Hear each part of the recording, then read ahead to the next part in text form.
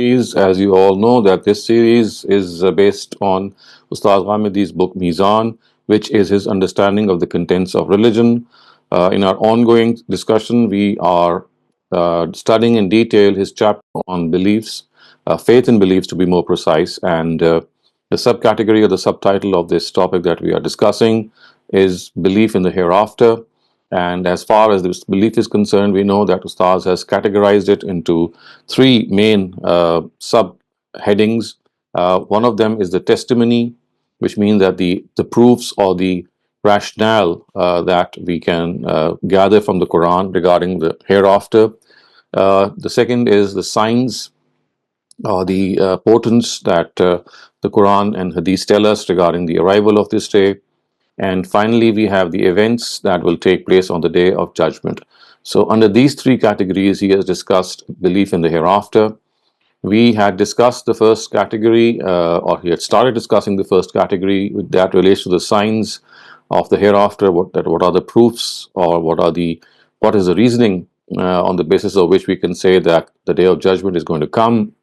Ustaz has proffered five basic points in this regard.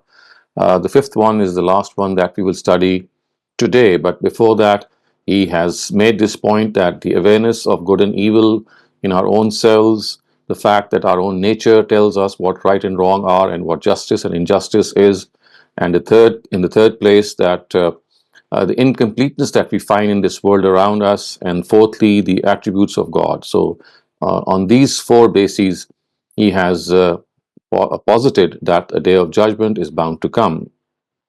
The fifth and perhaps the most important proof of the day of judgment will be discussed presently, and we have discussed this on other occasions as well. And actually, this is the manifestation of God's judgment in this very world. And it took place through prophets of God who were elevated to the status of messengers. The Almighty blessed them with extraordinary miracles, helped them through Gabriel, and before the actual day of judgment, set up through these messengers miniature days of judgment on the face of this earth. And the objective was to prove the existence of God and the hereafter before the people in the very manner scientific facts are proven through empirical evidence in a laboratory. And once this evidence was put forth, obviously no one was left with an excuse to deny or present before the Almighty except stubbornness. And that is precisely what is called Itmam al-Hujjah. Now, the methodology adopted for presenting this empirical evidence was that these messengers of God, they communicated the truth to their people and then declared that they will set up a court of justice for their people on behalf of the Almighty. The foretold reward and punishment on the basis of one's faith and deeds will take place for their people in this very world. So just as physical laws are unalterable and manifest come what may, in the same manner, this is a moral law. So just there's a physical law and this is a moral law. So this is a moral law of God, and it shall manifest itself before human beings once they are left with no excuse to deny the truth. Of course, these human beings being foremost adversaries of messengers of God. So those among the people of these messengers who accept their calls, they shall attain salvation both in this world and in the next, and shall be dominant on their adversaries also. And those who reject these calls shall be humiliated and will receive divine punishment. So whenever this prediction was made, and about whichever people it was made in the most impossible and unbelievable of circumstances. However, it is amazing, and it's an amazing historical reality that it came true whenever it was made, and came true in such a manner that people in fact witness God administering justice, and the heavens and the earth were filled with His majesty. And as I've just said, this is what the Quran has spelled out in its sublime words when it says, لِأَلَّا يَكُونَ لِلنَّاسِ عَلَى اللَّهِ حُجَّةٌ بَعْدَ الرُّسُلِ, which means that so that mankind, after the coming of these messengers, is left with no excuse against the Almighty. And as a general principle, we now can say that this law is stated in explicit words in this verse of Surah Yunus. This is the 47th verse. وَلِكُلِّ أُمَّةٍ رَسُولٌ فَإِذَا جَاءَ رَسُولُهُمْ قُضِيَ بَيْنَهُمْ بِالْقِسْطِ وَهُمْ لَا يُظْلَمُونَ. And for each community there is a messenger. Then when their messenger comes, their fate is decided with justice and they are not wronged. So this is what we have just discussed. And as the verse tells us that for every community there is a messenger, and when that messenger arrives, then the fate of his nation is decided. And now it is evident from the Quran that the first instance of this worldly judgment took place with the people of Noah. So peace be upon him. So Noah had warned them that if they do not give up polytheism and worship God only, they will soon be confronted with the punishment which would wipe them out from the face of the earth. His people responded by saying that it is because of this very stance of his that they think that he has gone astray. So, on the contrary, I mean, instead of accepting what Noah was inviting them to, they said that it seems that you have gone astray by presenting these words or this call before them. They went on to say that Noah had insulted their forefathers, and now he even has the audacity to warn them of divine punishment. They expressed that his followers from the lower cadres of the society who are blindly following him.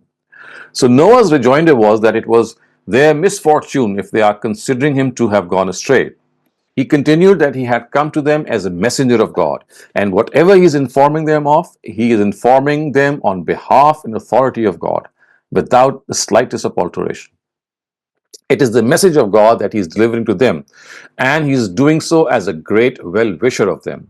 And if he is proclaiming to them this message in spite of their stubbornness, indifference, derision, and animosity, then it is only because he is fearful and sad that the Almighty might seize them for their misconduct. The Quran says that Noah continued to urge and exhort them to the truth for almost 950 years. However, in spite of this prolonged effort, when his people rejected him and were not ready to reform themselves, the Almighty directed him to make a ship or a boat, as an ark, as we know in common biblical literature. And this was, in fact, an ultimatum to the people that as soon as the ark is built, the respite they have been given would end. So, when the ark had been made and all the believers had embarked on it, there landed on them a tumultuous storm. The earth was directed to expel all its water on the surface, and the sky was directed to rain down all its water. And we know that the water rose and stopped at a particular appointed mark, and all of his people were drowned. Even Noah's son Canaan drowned because of his arrogance.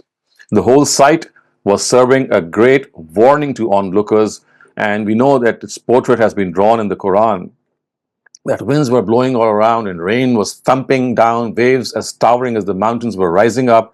Noah's ark was battling with these gigantic waves, when suddenly, actually, Noah spotted his son standing in front of him, overwhelmed with awe and wonder.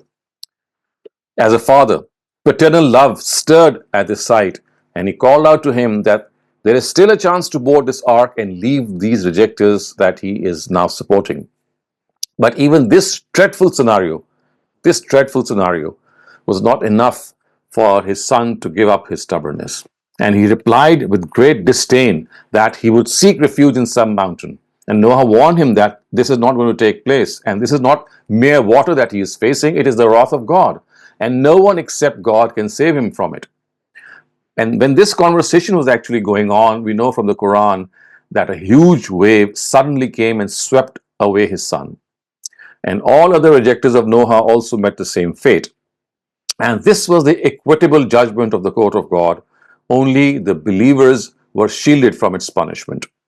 And as I've just referred to earlier on, Ustad Ghamidi says that this is the first miniature day of judgment that took place to leave people with no excuse to deny the hereafter on the face of this earth. After this, every nation of the world encountered these miniature days of judgment. So we have several messengers whose accounts are mentioned in this regard by the Quran. So we have the accounts of the Ad, the Samud, the people of Shuaib, the people of Jonah, and of course the people of Lot. So there are so many messengers who have delivered the truth to their nation, and if their nation persisted in their denial, then they were decimated and totally destroyed. So just to give you a small idea, I'm just going to read Surah Ibrahim verses 9 to 14, which describe how these days of miniature day of judgment they came into being. Have you not heard what befell those that have gone before you? The accounts of the people of Noah, Ad, and Samud. and those who came after them, whom only God knows. Their messengers came to them with clear signs, but they placed their hands on their mouths, the mouths of the messengers, and said, "We will not accept the message with which you have been sent, and have baffling doubts about that which you call us to." Their messengers said, "Do you have doubts about God, the creator of the heaven and the earth? He calls you to him that he may forgive you your sins and give you respite until an appointed time." They said, "You are but a human being like ourselves. You wish to stop us from worshipping the deities that our forefathers worship? Then bring us a clear miracle." The messengers replied, "We are indeed but mortals like yourselves, yet God bestows His grace on such of His servants as He chooses, and we do not have any authority of our own to present a miracle except by God's permission." At last, these rejectors told their messengers, "Return to your ways, or we will banish you from our land." Then the Lord revealed to them, saying, "We shall destroy these wrongdoers, and then give you this land to dwell after them. These are glad tidings for those who are fearful of standing before me one day, and those who fear my threat." So clearly, you can see that in these verses of Surah Ibrahim, these messengers, the way they had called upon their people earnestly and trying to stir their souls and make them realize the grave mistake they are making. They left no stone unturned, but it was their utter misfortune that they did not listen to the calls of these messengers.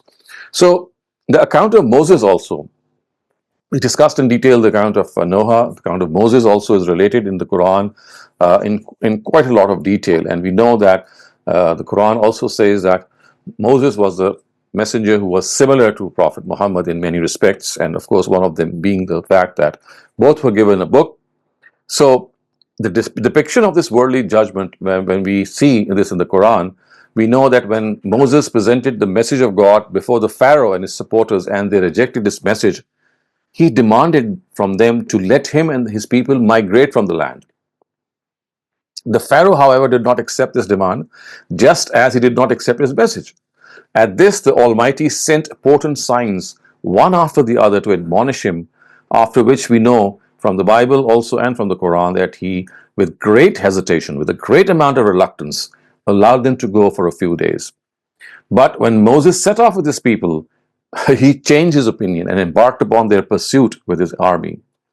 So he thought that he would be able to compel them to return and push them back. But time had come for the decree of God to arrive, as the Quran says. The judgment was delivered, and was delivered with such majesty and splendor that it seemed as if the Almighty took them in His custody and made them cross the river, while this potent ruler of his times and his armies were drowned in that river, to the Red Sea. Then within the great sign of God, that great sign of God appeared after that another sign. The corpse of the Pharaoh was not accepted by the sea and was thrown out, so that this could become a means of admonition and a lesson for tyrannical rulers of all times. And the Quran has depicted this whole scenario. This is Surah Yunus, with the Surah number 10, verses 90 to 92. "And we led the Israelites across the sea, and the Pharaoh and his legions pursued them with wickedness and spite, until when the Pharaoh started to drown, he cried, 'I profess faith in the God in whom the Israelites have professed faith, and I am also among his obedient people. It is now that you have professed belief, and before this you were a rebel and a mischief doer. We shall now save your body, only so that you may become an exemplary sign for all posterity. And in reality, many remain indifferent to our signs.'" So you can see that his body was expelled by the sea, and it was made a sign for the rest of the generations. Now, if you move ahead, a further step was taken in this regard by the Almighty after Abraham. So, of course, we know that Moses came after Abraham, but going back to Prophet Abraham, a step ahead was taken by the Almighty, and that was that the Almighty made his descendants, his progeny, a symbol of this worldly judgment. The progeny of Abraham, the Banu Abraham.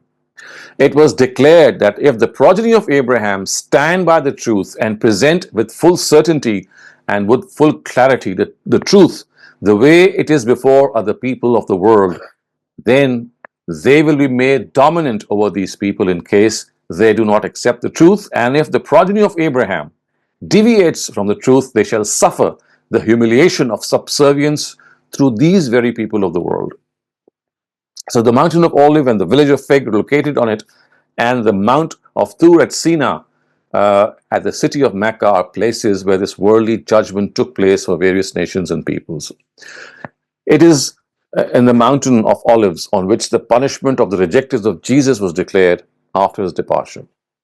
The Almighty declared that those who have professed faith in Jesus, this is in Surah Al Imran and famous verse 55, in Nija'iluka,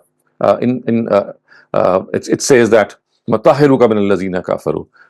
It is a total redemption that will take place, and the Israelites, people who would follow Jesus, they will always remain dominant on those who will not follow him. And at various periods of history, there will be people who will dominate them and give them humiliating punishments. Now, as you know, the Fig is a village situated on this mountain of Olives. It is mentioned in the Gospel of Luke that when Jesus came to Jerusalem, he stayed at this village or this place before entering the city. It is known that it was on the Mount of Sinai that the Israelites were constituted as an ummah. And Mecca was the place where the Ishmaelites began their life as a collectivity, and it was here that they were given the custodianship of the house of God, the Baitullah, the first center of worship that God made on this earth through his messengers. The Quran has presented them as witnesses to this judgment with the declaration that what is that can negate the day of judgment after witnessing this worldly judgment of the progeny of Abraham. So this is a progeny of Abraham, the way it has been projected in the Quran, and the punishments they have received who have not followed the ways of God has been very concisely mentioned in a very concise surah of the Quran, which is Surah Teen. And the words are وَالتِّينِ وَالزَّيْتُونِ وَطُورِ سِينِينَ وَهَذَا الْبَلَدِ الْأَمِينَ لَقَدْ خَلَقْنَا الْإِنسَانَ فِي أَحْسَنِ تَقْوِيمٍ ثُمَّ رَدَدْنَاهُ أَسْفَلَ سَافِلِينَ إِلَّا الَّذِينَ آمَنُوا وَعَمِلُوا الصَّالِحَاتِ فَلَهُمْ أَجْرٌ غَيْرُ مَمْنُونٍ فَمَا يُكَذِّبُكَ بَعْدُ بِالدِّينِ أَلَيْسَ اللَّهُ بِأَحْكَمِ الْحَاكِمِينَ.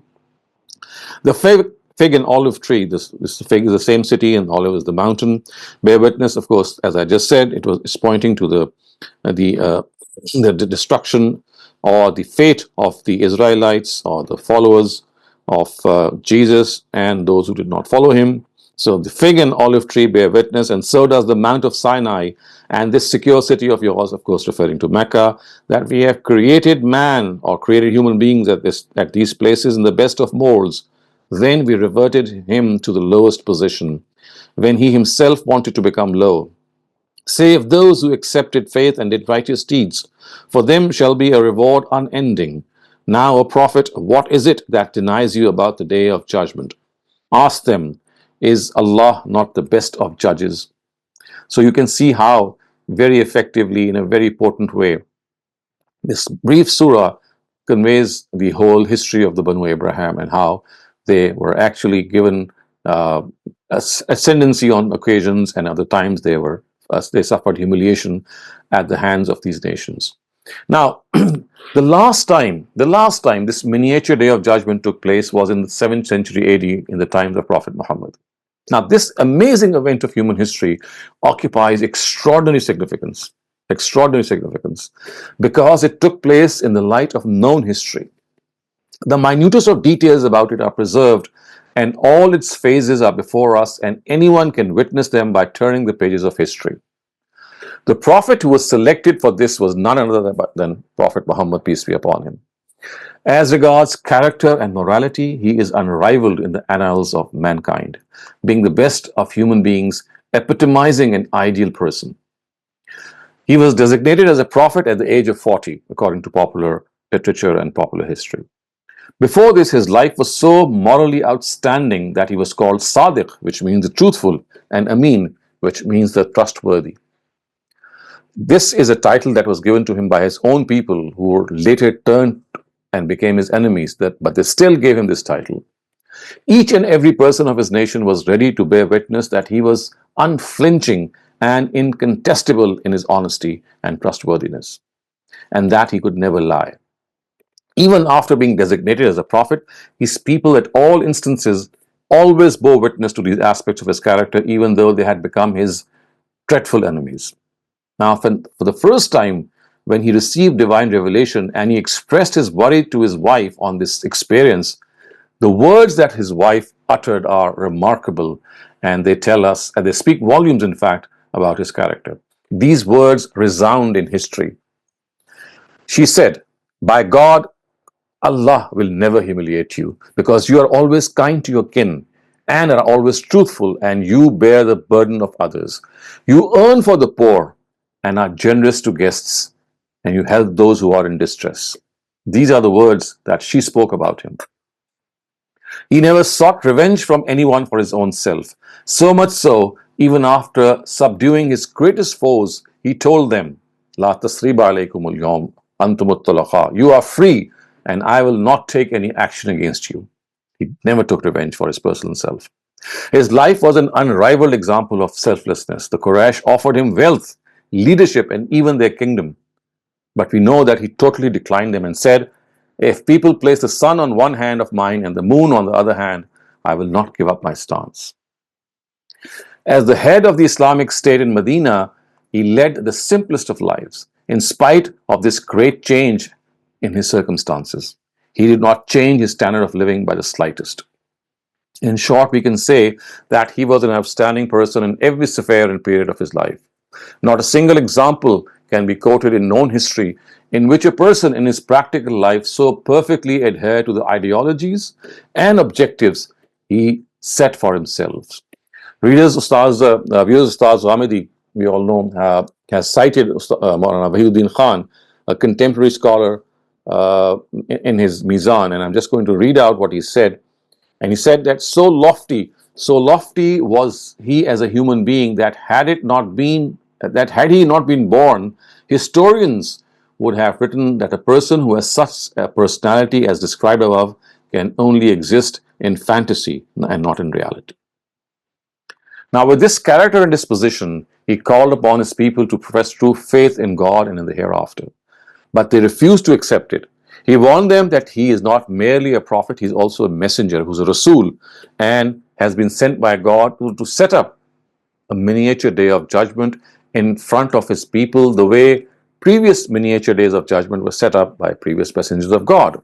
And this miniature day of judgment will be in line with, as I've just said, with all those miniature days of judgment that were set up by Noah and Shuaib and Saleh and Hud and Lot, all of these messengers of God. Now, this was an extraordinary declaration. You know what? It meant that those who reject him would be punished by God, and those who profess faith in him would actually prevail in the land of Arabia.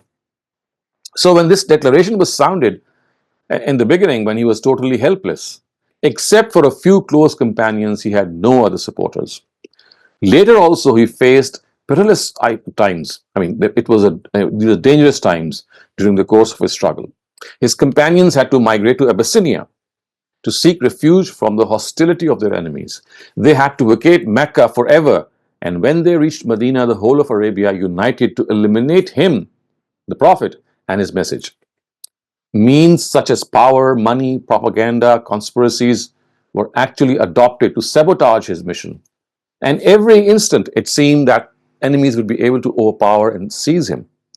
Now, it was in these circumstances, it was very improbable that he would be able to prevail over his enemies. But the Quran in every situation assured him that he is the messenger of God. He has been appointed by God. It's not by his choice that he has been installed at this position. It is God who has installed him on this position. So in spite of all the antagonism that he is facing, it is God who is behind him, and he will make him prevail over his enemies. And the words that have been used in the Quran in Surah Saf, they are amazing in this regard, and they seek to extinguish the light of God with their mouths, and God has decided that he will perfect his light, much as the disbelievers may dislike it. It is he who has sent forth his messenger with guidance, which is the religion of truth, so that he may have it prevail over all religions of Arabia, much as the idolaters may dislike it. Now, the Baitullah was a sign of leadership for the people to whom the Prophet was sent. They were its custodians. No one could even imagine that one day he would remove them from its custodianship, and the leadership of the Quraysh would one day be humbled right in front of him. This was because of the extent of influence they commanded in Mecca and its whereabouts. But right at the instance they were planning to turn him out of Mecca, the Quran declared, as we know, in very unequivocal terms, and the surah that declared was that in Surah Qasr, indeed, those it's actually Surah Hadid, Surah Mujadala. It says, indeed, those who are opposing Allah and His Messenger are bound to be humiliated. The Almighty has ordained, I and my Messenger shall always prevail. Indeed, Allah is mighty and powerful. And similarly, we know that Surah Qasr, has said the same words. O Prophet, upon you have we bestowed this abundance of good, this house of God. So the word Kawthar actually refers to the Baytullah, the house of God. So pray only for your Almighty and offer sacrifice only for Him. Indeed, it is this enemy of yours who is ruthless. None of his followers will remain. So it was these concise words that were explained, and after naming actually Abu Lahab, who was the biggest foe, the biggest and the most fiercest enemy of the call of the Prophet, was Abu Lahab, and the Quran predicted about him how he will be decimated and how his power would be totally crushed. So the words are in Surah Lahab, the hands of Abu Lahab have been broken and he himself has perished. Neither did his wealth benefit him nor the good he earned. Soon shall this man of glowing countenance be put in a glowing fire, and with him his wife also, such that in hell she will be carrying firewood on her back for her own self. Like a slave woman, there will be a twisted rope around her neck. These are the words that the Quran spoke about Abu Lahab much before the Battle of Badr, after which we know that it actually happened.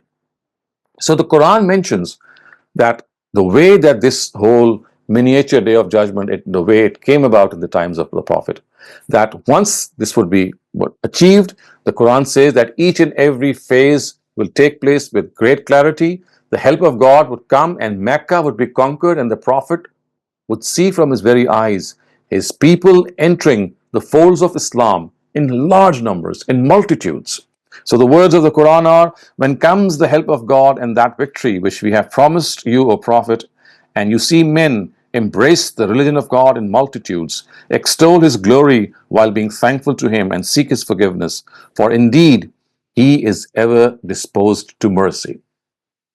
And I mean, these words abound in the Quran, the way this promise has been fulfilled. And these are basically not the words of a human being which have little chances of materializing. We know that this was something that was from God. They were the words of God Himself, which were spoken by His messenger, and they materialized and became part of history. In fact, created history which has no parallel in the annals of this world. The help of God arrived.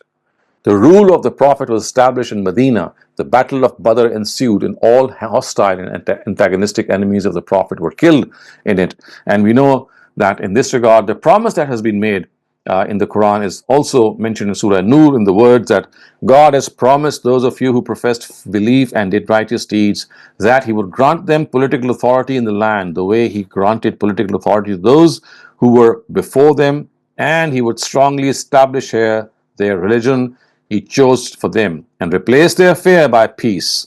They will worship me and serve none besides me, and he who rejects even after this will indeed be among the disobedient. So clearly you can see that the way it happened, we just discussed that Abu Lahab, it was predicted in a Meccan surah how he would be totally destroyed. We know that Abu Lahab did not take part in the Battle of Badr. He tried to save himself from the torment that he knew would ensue. But just a couple of days after the Battle of Badr, this prediction of the Quran mentioned in Surah Lahab was fulfilled word for word. And this leader of Banu Hashim was killed by plague actually. And such was the humiliating condition that he suffered, that his dead body, I mean, it was left to just stink there. His body got decomposed, and a smell came out of it, and the people then eventually came and just covered it with stones. And then Makkah was conquered. The custodianship of the Baytullah was transferred to the Muslims. The rituals of the prayer and animal sacrifice, about which Surah Qasr says that they should only be offered for the Almighty, actually were offered for him only, and the Baitullah was cleansed of all the idols. And most Arabs became Muslims, and everyone saw with his very eyes people entering the folds of Islam in multitudes, as we have just seen in the Quran. So Islam found a hold in the society. The Sharia of God was enforced, and thenceforth no other religion held dominance in Arabia. And after this, people who still insisted on denial were vehemently told that in the ninth of Hijrah, on the occasion of the Grand Hajj, that once the sacred months pass, they shall have to face the punishment and shall be executed where found. Now, after the death of Prophet Muhammad, we know, peace be upon him, that his successors conquered all the countries to whom he had written his epistles, his letters. In these letters, he had told them that if they wanted peace, they should come and accept Islam, because after the truth has been conclusively delivered to them by the messenger of God, they will have to live in subjugation, and that their own independent states could no longer persist. So among these countries, we know that Rome and Persia, also about whose mutual conflict, we know at one instance has been described in Surah Rum in the Quran. And the Quran is predicted that though the Romans have been subdued by the Persians, soon they will subdue the Persians. And we know that this amazing prediction of the Quran was fulfilled word for word, as were the other predictions it made. So, viewers, with this we come to an end to the fifth testimony of the Day of Judgment, which Ustaz Ghamidi has presented. And as I've said, this is the testimony of the miniature Day of Judgment that was presented in the life of every messenger of God, and for the final time it was presented in the era of Prophet Muhammad, peace be upon him. And after he has passed away, of course, these miniature days of judgment will never come. They were meant to caution and prod mankind who would come in the post-prophetic era. The history, the whole saga would be preserved by the Quran and has been preserved by the Quran, so that people who come in later on, they read about these miniature days of judgment, and they realize that although they might not be punished for this in this world, because they're not facing a messenger of God in their own times, but they cannot go scot-free. If these nations met their fate in this world, then they will meet their fate in the next world. The only difference is that they will have to patiently wait for that, or impatiently, whatever you might like to call it, because that is nevertheless going to happen. So, viewers, with this, I come to an end to today's session. Inshallah, in our next sessions, we'll talk about the signs of the Day of Judgment, that what are the importance which the Quran and the Hadith have informed us, that when these portents arise, when these signs arise, the Day of Judgment would be near. And then later on, we will also discuss the events that will take place on the Day of Judgment, because the Quran has actually described in detail all these events. So if you have questions regarding what we have studied, you may raise them. Thank you very much, Dr. Saleem. To ask your questions, please use the react button to raise your hand, or you can type your questions in the chat. And if you'd like to stay anonymous, you can send the questions directly to me in the chat. Our first question comes from Bisma. Please go ahead. Assalamu alaikum, Dr. Saleem. Assalamu alaikum, everyone else. So, quick question, that what you made us learn today is that a series of that I may have missed, the Meezan. I'll ask probably Mariam this question, or was it all today? Because I missed the beginning part of the lecture today. So, what is the question? My question is, what the signs of the Qiyamah that you are talking about. That is something that we will take up in our next session. In our today's session and the previous one, we have discussed the testimonies of the Day of Judgment. That what are the proofs that it's going to be a Day of Judgment? Okay, so this is a previous segment that's been going on in the Meezan lecture series. I may have missed it actually. Yes. Okay, thank you, Dr. Saleem. Okay, thank you. That was my question. Okay, our next question comes from Noshad Shafkat. Please go ahead. Thank you, Dr. Saab, for an amazing lecture. More than a question, it's seeking your reaction. The way you presented, and Ghamidi Saab has presented the prevailing of the Prophet in circumstances that were almost impossible. Adversity, adverse is a mild word, I think, for it. There was absolutely mountains of adversity that he faced. could we have people, present these things in this way? I think they are so moving, sir. I've read it over and over, and today again I'm so moved that I seem lost for words. Why have we failed to bring out this in this manner? Because if we just take the chronological order, when was the Prophet given assurances? At the darkest possible time, darkest possible hour, he was told, "No, you are going to prevail." And when he ultimately prevails, oh, I think there can be no greater proof of the existence of God and the truth in the Quran. Just need your comments on that, sir. Yes, actually, I think the reason is basically a tragic one, and that is that you see, the Quran has seldom been used as a book to uh, gain guidance from. Basically, it has been used blindly, reading it blindly without understanding it, and that too to transfer reward to the dear departed. Seldom has it been used to directly understand what the Almighty had to say to us. I mean, these words are so simple, you have seen them yourself. And this tale of the previous prophets of God, it occurs so frequently in the Quran. At every now and then, you'll find the prophet being told that, look, the Quraysh, if they are bent upon denying you, then don't worry. Their fate is going to be the same as is the case of those people who deny their messengers. And for this, of course, the Arabs, they full well knew the tales of Ad and Samud and Prophet Lot and Abraham and Noah. All of them were well known to them. So you see, the Quran continuously refers to them. But unfortunately, because we don't relate to why the Quran is referring to them, either we just skip the translation itself, or we don't actually connect the reason why these tales are being narrated to us and why they are being related to us. Because you see, as you can see from Surah Yunus, the words are so clear that likulli ummatin rasul, that for every ummah there is a rasul. فَإِذَا جَاءَ رَسُولُهُمْ, so when their messenger comes to them, قُضِيَ بَيْنَهُمْ بِالْقِسْطِ, then their fate is decided, which means that in this world their miniature day of judgment is set up.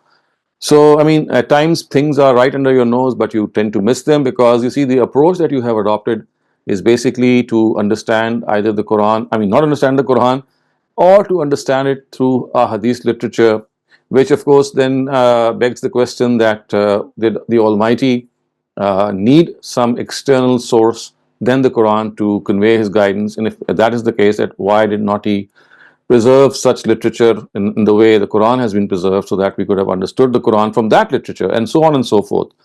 So I think these are very pertinent questions, but the thing is that because our ummah has given itself more to blindly reciting the Quran, that people, when they read these verses, and they are not something that have been just popped out or brought in front of you. These are verses that everyone can just read as he goes along in his recitation.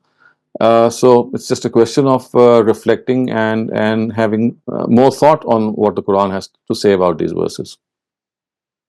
Sir, the way that Ghamidi Saab has brought them out, and you have presented them today, is absolutely amazing, and it's really very, very sad that the Quran is used only for Isale Sawab and all those other things, because this is such a moving thing that I don't think that any person who can call himself to be educated would be able to deny, especially if you keep in mind the chronological order of the verses. When were they? When was the Prophet told? At the time, even Surah Rum, I think it is Toynbee who said that it was one of the most unfathomable of predictions that Rome would again be victorious. Thank you. Thank you very much, sir. Thank you very much. Our next question comes from Sir Fraz. Please go ahead. Dr. Saab, one thing which is always comes in my mind, that afterward sending the letters to the neighboring countries, how one can justify it, that it can work as a atmam hujjat, and then we can attack on those are not accepting only by sending this letter. Because in Arab, I do get your question. I do understand your question, and this question has been discussed a number of times by us, because because of the fact that it's a glaring fact that how can the Prophet just attack people by merely writing letters to them. I think this is a very simplistic view of what had actually happened. We have discussed this a number of times that these letters were sent around 6 Hijrah, and the Itmamul Hujjah that took place in Arabia in front of the other nations of the world, the Romans and the Byzantines, of course, or the Persians, you can say, right in front of them, that they were talking about this Itmamul Hujjah. It was like a visual reality that they saw on the face of this earth in an adjacent land. They were right adjacent to Arabia. And so it didn't happen until 7 or 8 years after, when the Sahaba did attack Byzantium and the Persian empires in the times of Caliph Umar. So that is something that elapsed, and in that particular time, the truth was conveyed in its visual form, that they were actually sort of warned that this is going to take place, and if you would like to have a more direct knowledge of it, just look what is going to happen in Arabia in the next couple of years. And it happened there in Arabia, and we know that they had strong ties with the Arabs. They knew what was happening. They would have this conversation going on. We've just seen in Surah Rum, they were talking about the fact that how is it that the Persians have invaded them and got the better of them, and these things were being discussed. So it's not just a question of writing letters. It was a visual display of Itmamul Hujjah that took place in Arabia near the end of the Prophet's ministry. And then, of course, again, as we know from the Quran, that once the messengers, they came out with the same force, as we all know, and they demanded for them to subdue themselves before the truth. Again, they were given this option that if they have any questions, they have all the time to ask these questions, as is the case right in Surah Tawbah, when the mushrikun were taken to task in the initial part of the surah. We know that the Quran told them that if they have any questions, then let them come forward with those questions, and unless you are able to satisfy them, you are not allowed to go and have any militant struggle with them. So in a similar way, when the Sahaba had attacked Rome and Persia and other empires, it was the same message that they took with them. And it was not the people that they attacked, it was basically the kingdoms that were attacked, and the kings who were installed as the rulers, they were deported, or they were simply deinstalled from their places.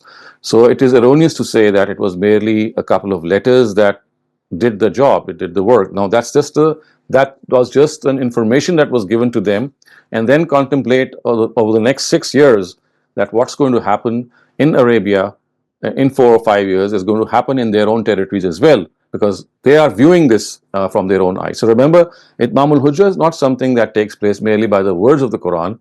Its biggest testimony is that visual testimony that took place in the whole of Arabia in front of the Roman and the Byzantine empires. Thank you very much, Dr. Okay, Saleem. Dr. Thank you. Thank you very much. But it is based on, all these arguments are based on historical data, right?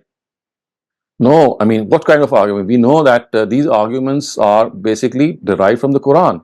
So the Quran has asked us that in this regard, when the Sahaba, I mean, we know from the Quran that the Sahaba have been, or the Prophet himself was given this duty to deliver the truth within those times of Arabia. But of course, the letters are not mentioned in the Quran, but we know that this is an established history in itself. Remember, established history is something that is an equally important thing. The writing of the letters to these neighboring nations was established history. It's not that we just know about it through a couple of narrations. So we know that the Prophet had warned them already in his own lifetime. So this would not have been without any reason. I mean, why would have he written letters? So you mentioned 6 Hijri. So how we can find it that they sent it on 6th Hijri? You can look all historical accounts. Look up all historical accounts. To pick up any historical account. Okay. Thank you, Doctor. Thank you very much, Dr. Saleem. I had a question regarding the part where you talk about Khadija radiallahu anha, affirming to Prophet that Allah is not going to humiliate him. How could she say or speak on Allah's behalf with such confidence?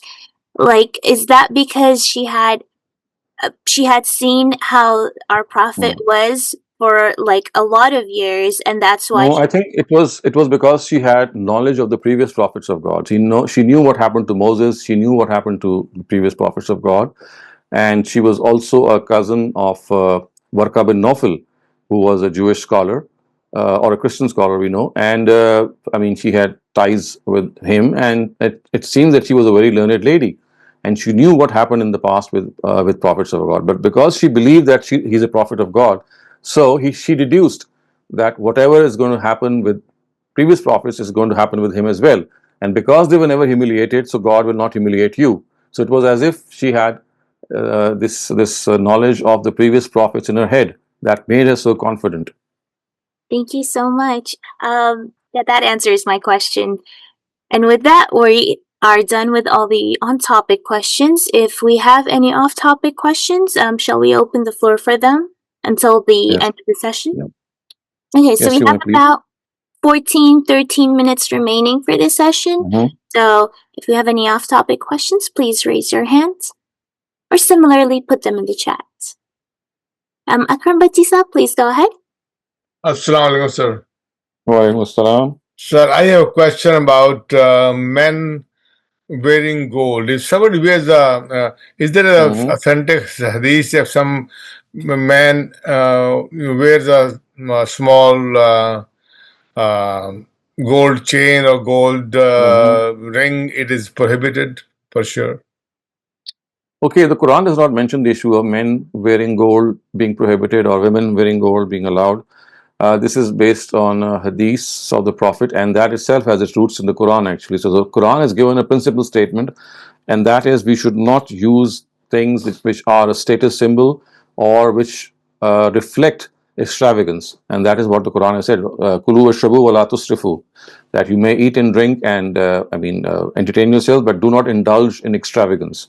So the Prophet, while understanding that whatever is extravagance is something that we must abstain from. So he said that, well, silk is something that is, and gold, both of them, so gold and silk, both are signs of extravagance and both are signs of status as well. So he in his own time said that, well, we should not use, Muslims should not use silk and gold because they reflect that extravagance. Yes, he did give an exception to women because of their natural needs to beautify themselves, but that was just an exception. So what we can understand from this is that the principle which is mentioned in the Quran is anything which is a status symbol and is a means of extravagance should not be indulged in. And now we should contemplate that whether gold and silk today occupy the same importance or not. And this is so because gold and silk, they have so many different forms. I mean, they are very, I mean, at times we just have gold water being sprinkled. At times the silk that is being worn is just a very, very minute form of the actual silk or the raw silk. So it all depends. So today I think every person should make the decision on his own, keeping in view the circumstances of his own society, that the gold and the silk that is being used or worn, if it amounts to extravagance and is a means of a status symbol. If that is so, then it should be abstained from by men.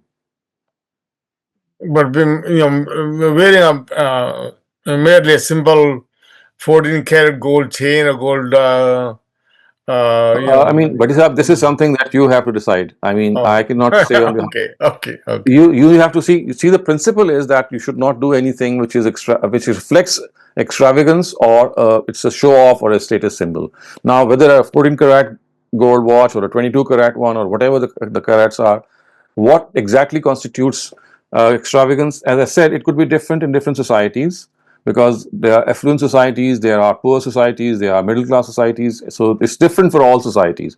So you have to judge for yourself that am I doing something which reflects extravagance in the society that I live in according to my own means or not. Okay. Thank you, sir. Understood, sir. Thank you. Dr. Saleem, a follow-up. Could you use the same ruling to extrapolate for other stuff like brand names or? Of course. Oh, yes. Extrapolation is something by analogy that should be then conducted for all other things.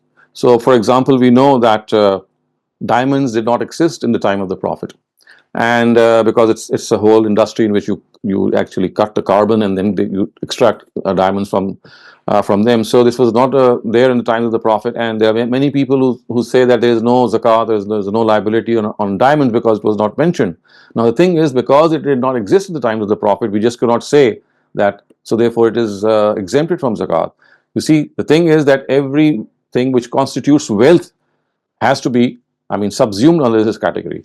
So we have to make this value judgment. There might be things that are not present in those times, but it doesn't mean that if they are not present, then they are not zakatable, or they are not in any way, they fall in the same ambit. Similarly, there are other things which could crop up today, which might be even more expensive, and simply by saying that because they are never discussed in the Quran or Hadith, we should just use them. For example, platinum jewelry or platinum products are even more expensive than gold products, or at times they are even more expensive than diamond. So that is again a value judgment that we have to understand, that we must make in the light of the understanding that we get from the Quran and Sunnah, and that is again something that we have to rely when we think of it on the basis of the fact that the Quran tells us a certain principle, it describes a certain principle, and it leaves its application to us in our own times. Thank you very much, Dr. Saleem. Bisma, please go ahead. Dr. Saleem, a question. I was listening to a lecture that talked about how God isolates you before he elevates you. And in that lecture, there were examples given of the Prophet and Hazrat Yunus and, Hazrat Musa, Hazrat Ibrahim. Now tell me, is that just, what does that, is that have any religious roots, or is just a philosophy question that people use? Or does it apply to normal average people also? Or is it just something that applied to prophets, that they were isolated, even like somebody like Hazrat Nuh? So what does that even mean in religious terms?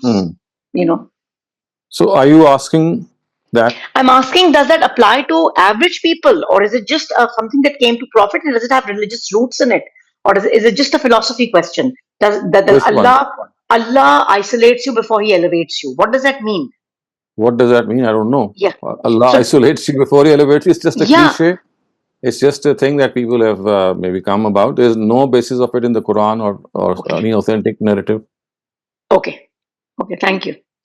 Mm-hmm. Thank you very much. Dr. Ijaz Hussain, you're up next. Please go ahead. Well, thank you for a very, very insightful discussion and a very thought-provoking lecture. So my question is partly related to today's conversation.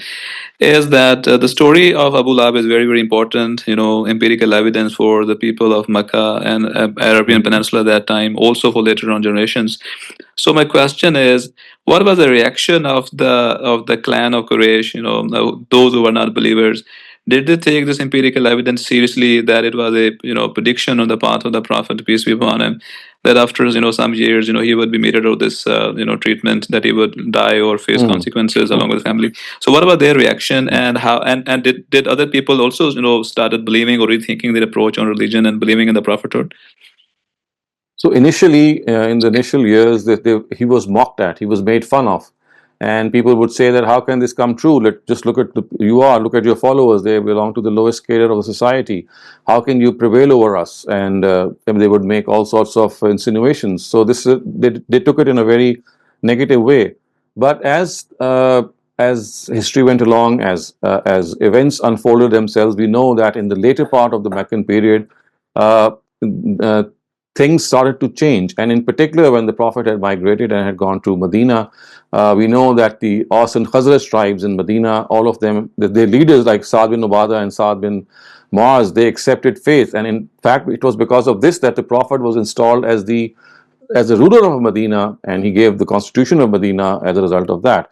And during this time, it does seem that a lot of people had converted, or their hearts were already, had already changed, but they did not get the courage to express faith. But once their leadership got killed in the Battle of Badr and the later battles, the common man in Mecca suddenly realized that the things that they wanted for themselves, they now have a chance. So they had changed in their hearts, but because their leaders had not changed, they could not have the courage to express themselves. But once the leadership was wiped out in those battles, so these common men, or these common masses, I would say, they emerged and they they accepted faith. And this is precisely what we just discussed, that the Prophet was told that when this happens, يَدْخُلُونَ فِي دِينِ اللَّهِ أَفْوَاجًا, you'll see that people will enter into folds of Islam in multitudes. And this is actually what happened when Makkah was conquered in 8th of Hijrah. So yes, I would just summarize my answer by saying that initially it was made fun of, it was mocked, and people said that how can this ever happen? But as things went along and there was a marked change, particularly when the Prophet had shifted to Medina, then it was like the battle or the tide had totally gone back on its own fold and the tables had turned. Thank you very much, Dr. Saleem. Our next question comes from Sir Faraz. Please go ahead. Dr. Saab, one question is from Surah Yusuf. The incident of Hazrat Yusuf alayhi salam, when they come in front of the ladies, they cut their hands in reality, or it was majazi, it has some majazi meanings? I think I will advise you to please look up the tafsir of Ustaz Amin and Islahi and Ustaz Ghamidi. They have explained this phenomena very well. It was, the Quran has said, it was a qaid. It was a qaid, it was a plot, it was a scheme, it was a conspiracy that they had contrived. And they had actually threatened themselves by cutting their veins. We know that the wrist, the veins in the wrist, if they are cut in a certain way, the blood oozes out and you can just die. So they actually threatened Joseph or Yusuf alayhi salam to come to them and be intimate with them, otherwise they will just finish off their lives. So it was like a threat that they made. And as I said, the Quran has explicitly said that this is a qaid on their part. The word qaid in Arabic means a secret plan or a secret plot. This was the plot that they contrived in order to lure Yusuf. Remember, they were making fun of Zulaikha, who was the wife of the Egyptian official where Joseph was actually brought up. And they said that, well, you were not able to sort of lure him, and we'll come and do that. And we'll show you how we can lure a man. And for this, they actually cut the veins of the wrist. And that is what the Quran says, Inna kaida kunna azim, that your conspiracy is really a big thing. But God's Prophet actually understood the scheme, that they are trying to just threaten him, and that is all. So he never succumbed to them. Thank you, Dr. Saab. Thank you very much, Dr. Saleem. Naushad Shafkat, please go ahead. Dr. Saab, just a small clarification I need for myself is that when you were answering Dr. Ijaz's question, you said that there were many in Mecca who had converted, but not expressly. I think that is also one of the reasons mentioned why God ordered the Prophet to sign the Sulh Hudaybiyah, that there were many in Mecca who had converted, who would have been killed had the battle taken place then. Am I correct in thinking that? It is correct. So this is actually mentioned in words in Surah Fath, which is the 48th Surah of the Quran. That's right. Lawla rijalu mu'minuna wa nisa mu'minat. Had there not been these men and women who had accepted faith in their hearts, we would have allowed you to attack the city. So this is explicitly mentioned in Surah Fath. Thank you very much, sir. Thank you. Thank you very much, Dr. Saleem. That was all the questions that we had for today. Thank you all to the participants for coming through. And Dr. Saleem, thank you for another fantastic session. Inshallah, we'll see you all tomorrow in another session of textual study of the Quran. Until then, please take care, and Assalamu alaikum wa rahmatullahi wa barakatuh.